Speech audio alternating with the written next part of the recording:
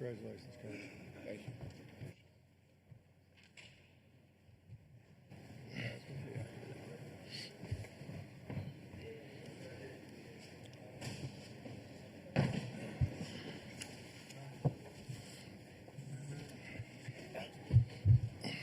Okay, we are joined by the Midwest Regional Champion, Houston, and we will ask Coach Sampson for an opening comments, and then we'll take questions for anybody up here in the dais. So, Coach? Yeah, first of all, congratulations to Rick and University of Tennessee.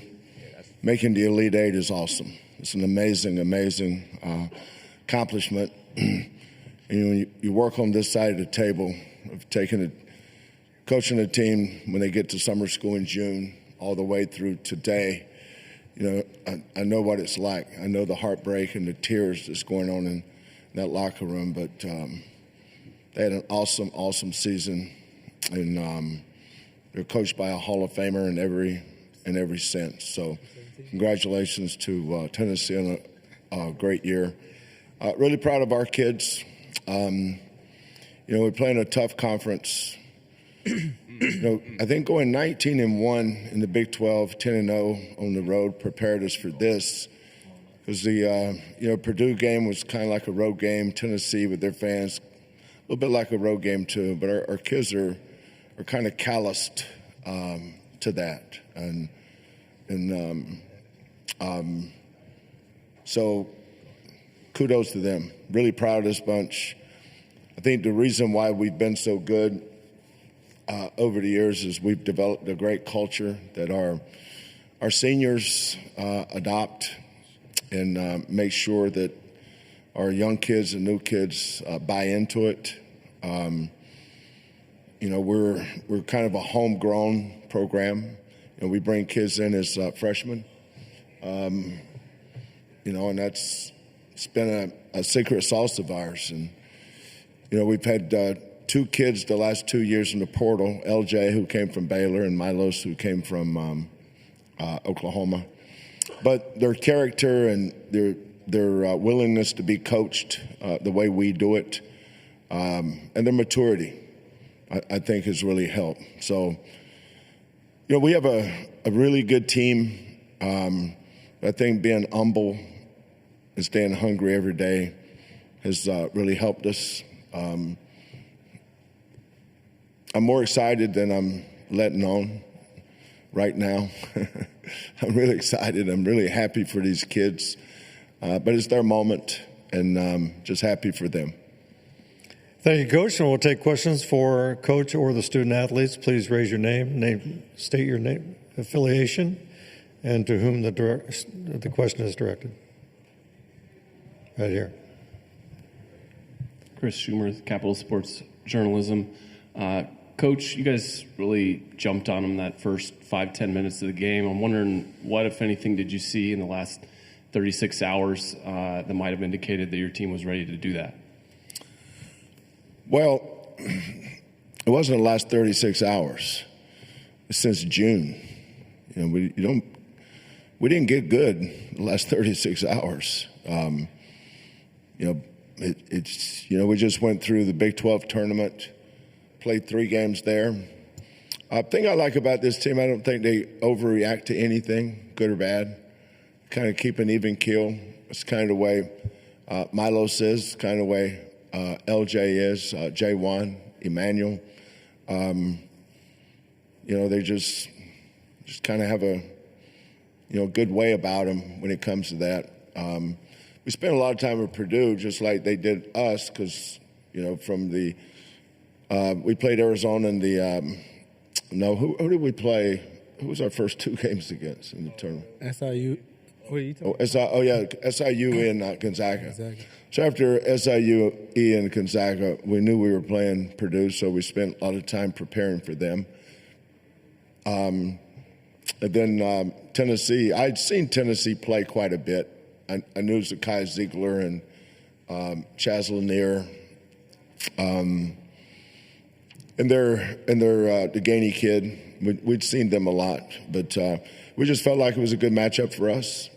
Our defense and our rebounding I thought Terrence Arsenault coming off the bench early when J1 got his second foul allowed me to leave J1 over there so he could be ready the second half. But the strength of our team has always been our team. Emmanuel and Milos and L, J1, JoJo, they've all taken turns being the best player for that week or the next 2 weeks. But, we have a good team.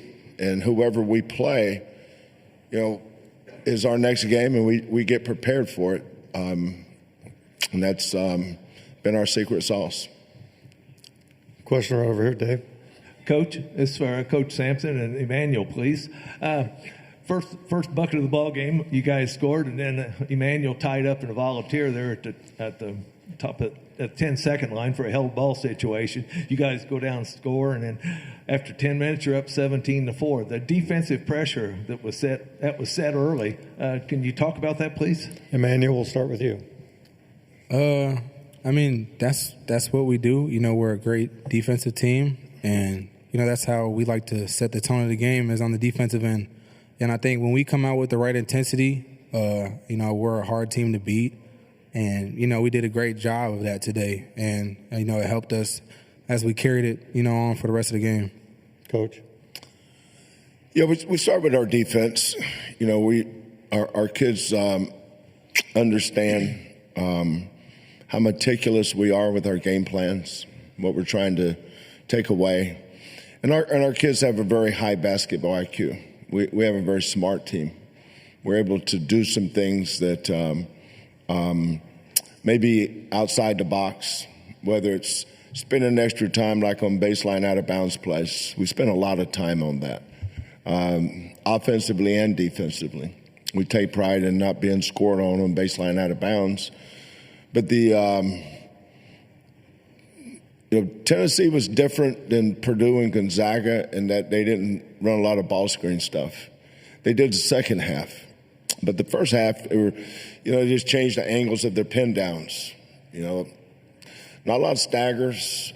Lanier and Gainey, Ziegler, if you watch them when they beat Auburn or beat Alabama, they played a certain way.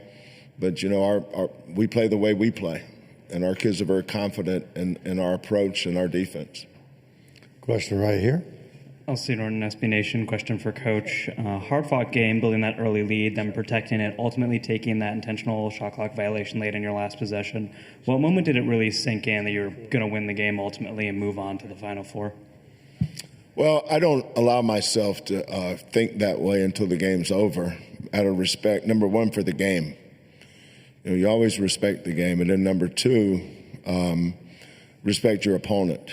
Now, when the game was over, I was excited, but I know how hard our kids work. I know that, most of our work is done in anonymity. Nobody's ever around, and I prefer it that way. We start in June. What is Monday? Baseball field, right? Yeah. We do 18 100-yard sprints in time. And if anybody doesn't make it, we start over. That's part of our culture. You be on time, and you're held accountable for everything you do. Once you teach accountability, then the next phase of that is responsibility. And that's why our kids this is very much a player-led team. They're responsible for our success. And, as a coach, that's the way I prefer it.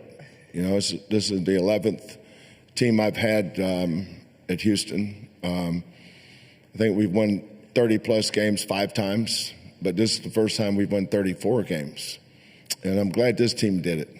This was the maturity level of our older guys has been good for our young guys. So when the horn blew, my first thought was to Rick, because getting to the Elite Eight is such an amazing accomplishment, and I knew that he would be a little bit down, so I thought about him. I was really happy for my kids, and then when I turned around and saw my son and my daughter, my 2 grandkids and my wife, I I feel good for them too, because they have to put up with a cranky old coach sometime. It's good to be able to share this with your family, and that's what's most important to me. Right here. Mo Hyder from ABC 13 Houston. Coach, I've asked the players this, but I wanted to ask you, looking forward to next week, how exciting is it to have the Final Four in San Antonio so close to Houston for the team, as well as for the student body and the fan base as well? Excited about it. You know, we 2 years ago, we beat Auburn in Birmingham, and we were the higher seed. You know, we were the 1 seed coming here, and Purdue and Tennessee. That's great for them. I mean, they didn't ask to be here; they were chosen to be here, just like we chose to be here. But we didn't really talk about that with our team. We just said 2 more road games. That if Kentucky had won today, that would be a road game because their fans are going to quadruple our fans. Tennessee's fans were awesome today. What's the attendance at this place? Does anybody know? What's the seat? Total? 18,500. Well, we had 18 today, Coach. 18,000, so that's probably, 16,000 Tennessee fans. That's awesome for Tennessee. It's a jump on the interstate and get here. But that's what we'll do next week. We'll jump on the interstate and we'll head down to San Antonio. So that's why you don't complain, because it can flip the other way. Proud of our guys for finding a way to win. We beat 2 outstanding programs, not just teams, great programs here this week in Purdue and Tennessee. We got about 4 minutes or so right here. Hi, Liv Clemens with Indiana University. This question's for Milos. From the beginning, you guys dominated. What message did this send to Duke in the Final Four? Milos? No. I mean, I feel like we always want to throw the first punch. E-Man, the way he guards, he was able to get a jump ball early. I feel like it shook those guys up a little bit, and it's super important to just keep our foot on the neck. So I think we did a good job with that. Questions, please. Right here. Coach, given what happened to Malik last game, he made that clutch 3 and had a significant contribution. How awesome is it to see him really just compared to that day and to this day? Coach. I'm going to let L take that one. Go ahead, Fo. You can ask it again. How satisfying given what Malik went through the last 24 hours to see him. Talk about that dog.